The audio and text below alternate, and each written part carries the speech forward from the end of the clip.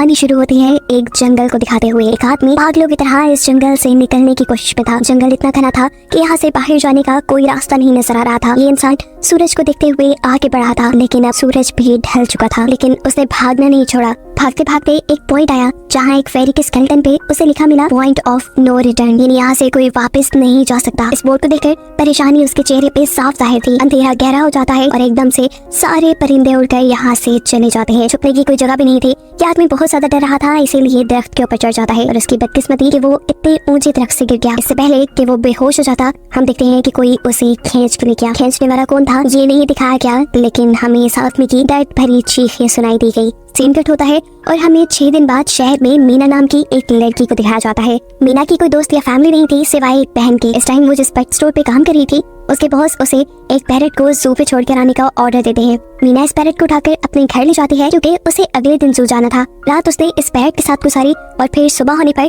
वो इस पैरट को लेकर जू के लिए निकल गई। लंबी सड़क पर चलते चलते एकदम से शायद उसने गलत टर्न ले लिया और वो पहुंच गई जंगल के बीचों बीच। ये वही जंगल था जहाँ हम पहले एक आदमी को गायब होता देख चुके हैं। पहले तो वो अपनी गाड़ी के जरिए ही इस जंगल के अंदर जाती रही, लेकिन जब उसे यहाँ से बाहर निकलने का रास्ता समझ नहीं आया तो उसे इस गाड़ी से उतरना पड़ा। उसे लगा कि शायद यहाँ करीब कोई होगा जिससे वो मदद मांग ले। वो अपने पैरट को लेकर आगे बढ़ने लग जाती है। अंधेरा भी गहरा होता जा रहा था। एकदम से पहले की तरह ही सभी परिंदे इन दरख्तों से उड़ जाते हैं। मीना को अब डर लगने लगा था क्योंकि जमीन भी जोर जोर से हिल रही थी। उसे अपने करीब किसी के होने का भी एहसास होता है। दूर एक बुढ़ी औरत भाग रही थी। मीना भागते हुए उसका पीछा करती है। वो उसे मदद मांग रही थी, लेकिन वो औरत रुकती नहीं, भागती रहती है। मीना जब उसका पीछा करते करते थक गई तो वो वहाँ रुक गई। उसके रुकने पर बुढ़ी औरत ने उसे आवाज देकर कहा, अगर जिंदा रहना चाहती हो तो तेजी से भागकर हमारी तरफ आओ। ये सुनते ही मीना दोबारा उस बुढ़ी औरत की तरफ भागी और वो बुढ़ी औरत उसका हाथ पकड़कर उसे एक घर में ले आई। घर आते ही उसने इस घर को लॉक कर लिया। ये कोई घर नहीं था बल्कि एक काफी अजीब कमरा था जिसपे एक बहुत बड़ा सा मिरर लगा हुआ था। इस बुढ़ी औरत के साथ यहाँ 2 और लोग भी थे। मीना घबराकर इन लोगों से पूछती है ये कौन सी जगह है। ये लोग कोई जवाब नहीं देते और उसे मिरर के सामने खड़े होने को कहते हैं क्योंकि कोई उन्हें देखने आने वाला था। मीना पूछती है आखिर कौन देखने आ रहा है, तो वो बुढ़ी औरत मेडेलाइन जवाब देती है हमें वॉचर्स देखने आ रहे हैं। एकदम से यहाँ अजीबोगरीब आवाजें भी गुजरने लगी। इस बुढ़ी औरत ने बताया कि वॉचर्स तुम्हारे आने से खुश है, वो यहाँ तालियां बजा रहे हैं तुम्हारे लिए। मीना बुरी तरह कंफ्यूज थी। मेडेलाइन जिन्हें वॉचर्स कह रही थी उन्हें ना तो अभी तक मूवी में दिखाया गया और ना ही मीना या किसी और ने उन्हें देखा था। ये रात गुजर जाती है। सुबह होने पर ये लोग इस जगह से बाहर निकल आते हैं। मेडेलाइन बताती है कि वो वॉचर्स सिर्फ रात में ही बाहर निकलते हैं, दिन के वक्त हम लोग जंगल में आजाद घूम सकते हैं। मीना को इस जंगल में नहीं रहना था, वो यहाँ से निकलने के लिए आगे बढ़ जाती है, पर मेडेलाइन कहती है ये तुम्हारा अच्छा फैसला नहीं, इस जंगल से बाहर निकलने का कोई रास्ता नहीं है। रात होने से पहले पहले हमें इस घर में वापस आना पड़ता है। अगर तुम लेट हो गई तो तुम अपनी जान से हाथ तो बैठोगी। मीना किसी की बात नहीं सुनती और अपने पैरट को लिए आगे बढ़ती रहती है। आगे बढ़ने पर उसे भी वही साइन दिखाई दिए पॉइंट ऑफ नो रिटर्न वाले। इन्हें देखकर वो घबरा तो गई, लेकिन पहले वाली लड़की की तरह ही वो सूरज को देखकर सूरज की डायरेक्शन में आगे बढ़ती रही, पर जंगल से निकलने में कामयाब नहीं हो सकी। एकदम से उसे जमीन के नीचे हलचल महसूस हुई। वो डर गई और वापस उसी घर की तरफ भागी। वो हार चुकी थी। यहाँ मेडेलाइन उसे हौसला देती है और कहती है कि सिर्फ तुम ही नहीं जिसने यहाँ से निकलने की कोशिश की और हार गई, हम भी तुम्हारी तरह ही हार कर यहाँ रुके हैं। यहाँ से बाहर निकलने का कोई रास्ता नहीं। ये जंगल आत्माओं को अपनी तरफ लेकर आता है और फिर अजीब अजीब चीजें इंसानों को दिखाता है। ये तुम्हें पागल भी कर सकता है, इसलिए अगर जिंदा रहना चाहती हो तो हमारे साथ ही रहो। ये जंगल एक शिकारी है और हम सब उसका शिकार। मेडेलाइन उसे पॉइंट ऑफ नो रिटर्न वाले काफी सारे साइन बोर्ड दिखाती है जो कि जंगल में गोल दायरे में लगाए गए थे। मेडेलाइन बताती है कि ये हमारे घर से आधे दिन के फासले पे लगे हैं, अगर इससे आगे गए तो वापस लौटना मुश्किल हो जाएगा, इसलिए कभी भी ये तुम्हें नजर आए तो तुम इन्हें इग्नोर मत करना। मीना पूछती है ये सब किसने बनाया, तो वो जवाब देती है ये एक प्रोफेसर ने बनाया था। रात हो जाती है कि लोग वापस उस घर के अंदर आ जाते हैं। हर रात वॉचर्स उन्हें देखने के लिए आते थे। आज कीरा नामी लड़की उनके सामने डांस करती है और कहती है ये सब उन्हें पसंद है। ऐसा नहीं था कि इन चारों को हर रात वॉचर्स के सामने खड़ा ही रहना पड़ता था। ये लोग जो चाहते वो कर सकते थे, लेकिन उनकी तरफ अपनी कमेंट नहीं कर सकते थे। रात में तो इन्हें सिर्फ वॉचर्स का मसला था, लेकिन दिन में भी इन्हें बहुत मुश्किलों का सामना करना पड़ता था। ये जंगल से हर रोज कुछ न कुछ हंट करके लेके आते थे जिनसे इनका गुजारा होता था। अगले दिन कीरा और मीना दोनों जंगल में खाना इकट्ठा करने के लिए जाती है। मीना कीरा से सवाल करते हैं आखिर ये वॉचर्स चाहते क्या है। कीरा बताती है मुझे भी कुछ खास नहीं पता, लेकिन मेडेलाइन के पास एक थ्योरी है। उसके मुताबिक ये वॉचर्स हमें देखते हैं, हमें ऑब्जर्व करते हैं, लेकिन अगर हमने इन वॉचर्स को देखा तो हम पागल हो जाएंगे। कीरा अब उसे एक गड्ढा दिखाती है और कहती है ऐसे बहुत से गड्ढे जंगल में मौजूद हैं। दिन के वक्त ये सारे के सारे वॉचर्स इन गड्ढों में रहते हैं और रात में वो यहाँ से बाहर निकल आते हैं। मीना कीरा को बताती है कि उन्हें यहाँ फंसे हुए 6 महीने हो गए हैं। कीरा का हस्बैंड जंगल में रास्ता ढूंढने के लिए निकला है। उसे उम्मीद है कि वो जरूर रास्ता ढूंढ कर वापस आएगा और वो लोग यहाँ से बाहर निकल पाएंगे। हमें मालूम होता है कि असल में कीरा का हस्बैंड वही आदमी था जिसे हमने मूवी के स्टार्ट पे देखा, जिसे को यहाँ से ले गया। अपने घर के करीब वापस आने पर मैडेलाइन मीना को 3 रूल समझाती है यहाँ पर जिंदा रहने के। सबसे पहला कि वो रात के वक्त अपने घर का दरवाजा नहीं खोलेगी। दूसरा कि रात में वो आईने की तरफ अपनी कमर नहीं करेगी। और तीसरा ये कि दिन के वक्त वो उन गढ़ों के पास नहीं जाएगी और जितना हो सके रोशनी में रहेगी। अब इस रात मीना उन वॉचर्स के बारे में जानना चाहती थी, इसलिए वो मिरर के साथ कान लगाकर आवाजें सुनने की कोशिश करती है। जब उसे कुछ सुनाई नहीं देता तो वो मिरर की तरफ अपनी कमर कर लेती है और ऐसा करने पर उन वॉचर्स को गुस्सा आ चुका था। वो लोग जोर जोर से उस मिरर को मारने लग जाते हैं, यहाँ तक कि मिरर के अंदर क्रैक भी आ जाता है। शोर से मैडेलाइन भी उठ जाती है और वो मीना को मिरर की तरफ खड़े रहने को कहती है। ऐसा करने पे उनका गुस्सा ठंडा हो सकता था। खैर ये रात बिखर जाती है और अगले दिन मीना डेनियल के साथ शिकार पे निकलती है। मीना क्योंकि अपने अच्छे दिन यहाँ जाया नहीं करना चाहती थी, इसलिए वो यहाँ से निकलने की तैयारी कर रही थी। वो डेनियल से पूछती है कि आज तक तुमने किसी वॉचर को देखा? डेनियल ना में जवाब देता है। तब मीना डेनियल को समझाती है कि मुझे लगता है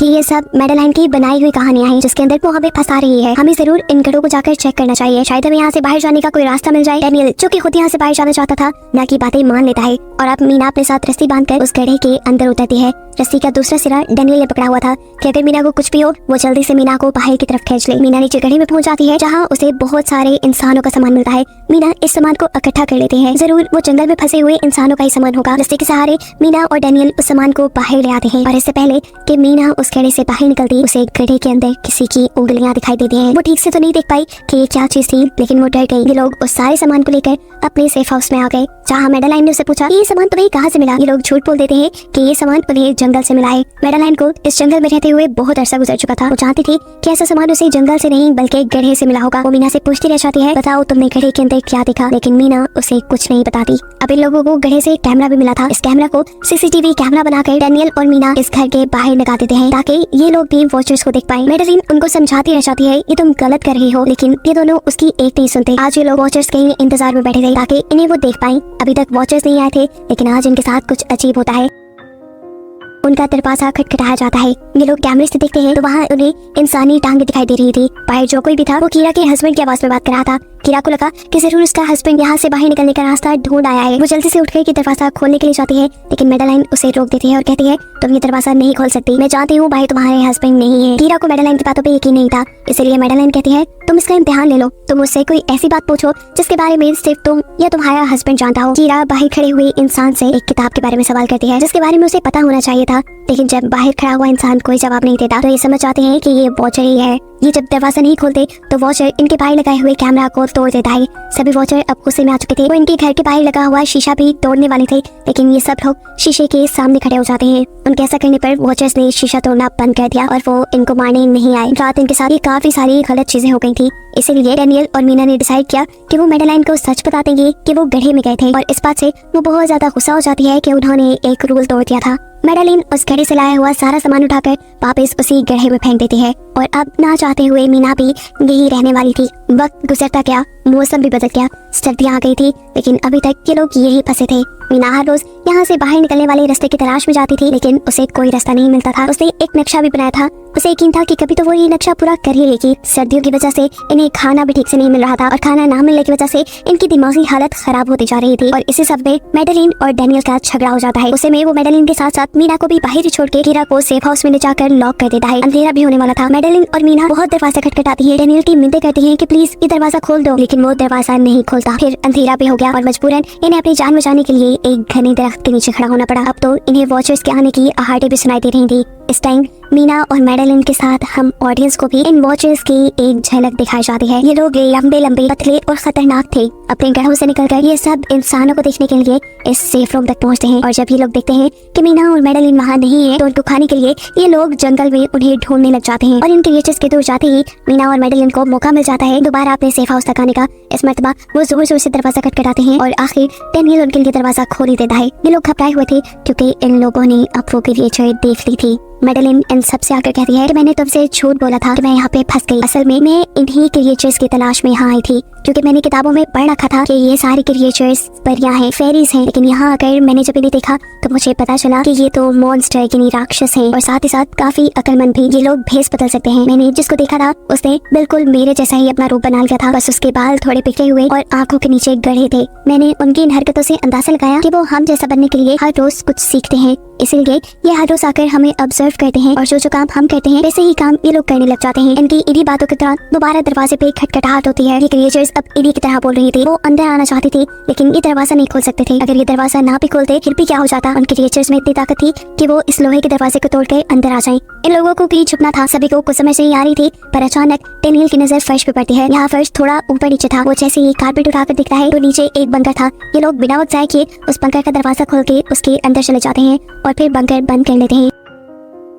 ये लोग इस चीज से हैरान थे कि ये बंकर इतने अरसे से यहाँ था और इन लोगों को पता भी नहीं चला। इस बंकर के नीचे बहुत फैसिलिटीज थी। हजारों दिन का खाना, बहुत सारे टीवी, टेक्नोलॉजी और भी बहुत सा जरूरत का सामान रखा था। मीना जानना चाहती थी कि आखिर ये जगह किसने बनाई, इसीलिए वो इस कंप्यूटर को ऑन कर लेती है। इस कंप्यूटर में इंटरनेट तो नहीं था लेकिन बहुत सा डाटा सेव था जिसे खोलने पर इन्हें पता चलता है कि ये सारी जगह डॉक्टर मार्टिन ने बनाई थी। ये असल में प्रोफेसर को इन क्रिएचर्स के बारे में पता था। वो इन क्रिएचर्स पर रिसर्च करना चाहता था, इसलिए उसने ये बंकर बनाया था। वो इस बंकर में रहता था। पैसों का लालच देकर वो दूसरे इंसानों को यहाँ लेकर आता था और रात के वक्त उन्हें ऊपर रूम्स में छोड़कर खुद इस बंकर में आकर छुप जाता था और वो मॉन्स्टर फिर उन इंसानों को खा जाया करते थे। अपनी सारी रिसर्च के दौरान डॉक्टर मार्टिन बताते हैं कि ये क्रिएचर कोई मॉन्स्टर नहीं बल्कि असल में फेरीज थी जो पहले इंसानों के साथ रहती थी, लेकिन फिर इंसानों ने इन्हें धोखा दिया। इन्हें यहाँ जंगलों में फंसाकर वो यहाँ से निकल गए और काफी साल जमीन के नीचे रहने की वजह से इनका जादू और इनके पर चले गए। डॉक्टर मार्टिन बताते हैं कि सारी रिसर्च के दौरान उन्हें एक सबसे अलग फेरी मिली जो रोशनी में भी उन घरों से बाहर आ सकती थी। वो अच्छी थी। उसे डॉक्टर मार्टिन को मारा नहीं। डॉक्टर मार्टिन उसे यहाँ ले आया। वो फेरी मार्टिन के साथ रहकर सब कुछ सीख गई, लेकिन थोड़े अरसे बाद इन दोनों के अंदर कोई लड़ाई हो गई। इस कंप्यूटर में बहुत सी वीडियोस थी और हर वीडियो में डॉक्टर मार्टिन ने कुछ ना कुछ बताया हुआ था। मीना बस ये जानना चाहती थी कि आखिर में क्या हुआ, इसीलिए वो सबसे आखिरी वीडियो प्ले करती है जिसमें वो देखती है कि प्रोफेसर खुद को और उस फेरी को मारने वाले हैं। मरने से पहले वो इस जंगल में फंसे हुए लोगों के लिए यहाँ से निकलने का रास्ता बता देता है और कहता है कि शाम में जिस डायरेक्शन में परिंदे भागते हैं उसी डायरेक्शन में भागने से वो लोग इस जंगल से निकल सकते हैं। उसने इस रिकॉर्डेड मैसेज में कहा था कि अगर कोई इस जंगल से निकलने में कामयाब हो गया तो यूनिवर्सिटी में जाकर मेरी सारी रिसर्च तबाह कर देना। बस कुछ राज ही रहने चाहिए। मैंने यहाँ आकर बहुत बड़ी गलती की थी। मैं वो दुनिया नहीं बना सका जिसका मैंने ख्वाब देखा था। मैं इंसानों और फेरिस को एक साथ नहीं रख पाया। खैर आज रात इनकी काफी खुशी में कटती है क्योंकि इन्हें बाहर जाने का रास्ता मिल गया था। सभी लोग अब बंकर से बाहर निकलते हैं तो देखते हैं कि इनका सेफ हाउस ऑन वॉचर्स ने पूरी तरह तबाह कर दिया है। ये लोग अब यहाँ जंगल से निकलने के रास्ते में बढ़ जाते हैं। वो परिंदे जिनके बारे में प्रोफेसर बता रहे थे वो तो शाम को उड़ने वाले थे, लेकिन इन्हें शाम होने से पहले जंगल से बाहर निकलना था। इसलिए मीना अपने पास मौजूद पैरट को आजाद कर देती है। जिस डायरेक्शन में वो उड़ता है ये लोग उसी डायरेक्शन में चलने लग जाते हैं। चलते हुए रास्ते में इन्हें एक कब्र मिली। मेडेलाइन इस कब्र को देखकर बताती है कि एक वक्त था जब ये लोग इंसानों के साथ रहते थे, लेकिन इंसानों ने इनके साथ बहुत बुरा किया, धोखा किया और इन्हें यहाँ जंगलों में छोड़कर वो चले गए। और क्योंकि इन फेरिस ने अपने पर और अपनी जादू को खो दिया इसलिए अब कभी वो इस जंगल से बाहर भी नहीं जा सकते। चलते हुए ये लोग एक नदी के पास पहुँच गए। फाइनली इस नदी के जरिए ये लोग इस जंगल से निकल सकते थे। शाम भी हो चुकी थी।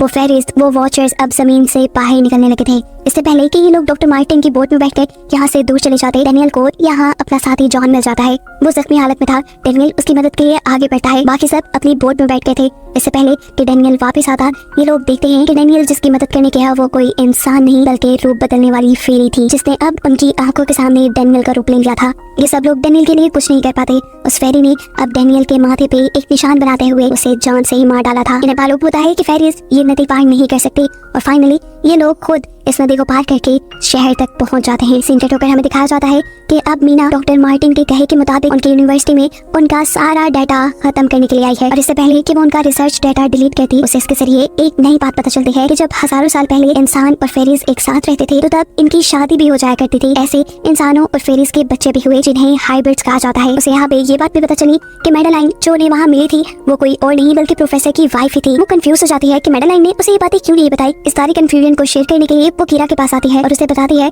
कि जिस मेडेलाइन से हम जंगल में मिले थे वो असल में प्रोफेसर मार्टिन की वाइफ थी, लेकिन उसने हमें ये सच्चाई इसलिए नहीं बताई क्योंकि वो एक इंसान नहीं बल्कि एक भेस बदलने वाली फेरी ही थी। ये सुनकर कीरा हैरान हो जाती है। असल में काफी सालों पहले प्रोफेसर की वाइफ मेडेलिन लंग्स कैंसर की वजह से मर गई थी। प्रोफेसर उनसे बहुत प्यार करते थे, वो उनके साथ ही रहना चाहते थे और फिर प्रोफेसर को पता चला इन भेस बदलने वाली फेरीज के बारे में। अपनी वाइफ की फोटो दिखाते हुए उसने उस फेरी को मेडेलाइन जैसा बना दिया। अभी ये सारी बातें मीना बता ही रही थी तो एकदम से उसे पता चला कि वो ये सारी बातें कीरा को नहीं बल्कि मेडेलिन को ही बता रही है जिसने इस वक्त कीरा का भेस बदला हुआ था। जैसे ही असली कीरा यहाँ आती है मेडेलिन उसे बेहोश कर देती है, जिसके बाद वो फौरन मीना पे हमला करने के लिए आगे बढ़ती है ताकि उसका राज ही रहे। इससे पहले कि वो मीना को मार देती वो उसे कहती है मैं इकलौती थी जो जंगल में सबसे अलग थी। वहाँ सारी फेरिस मेरा मजाक उड़ाती थी। मैं दिन के वक्त भी बाहर निकल सकती थी। इसी गुस्से में उन्होंने मुझे वहाँ से बाहर निकाल दिया। तब मीना उसे कहती है, तुम अलग नहीं थी, तुम बहुत ज्यादा खास थी। असल में तुम हाइब्रिड हो, आधी इंसान और आधी फेरी हो। इसी वजह से तुम फेरीज के साथ भी रह सकती हो और इंसानों के साथ भी, और यही वजह है कि तुम उस जंगल से बाहर निकल आई। मीना के सारा सच बताते ही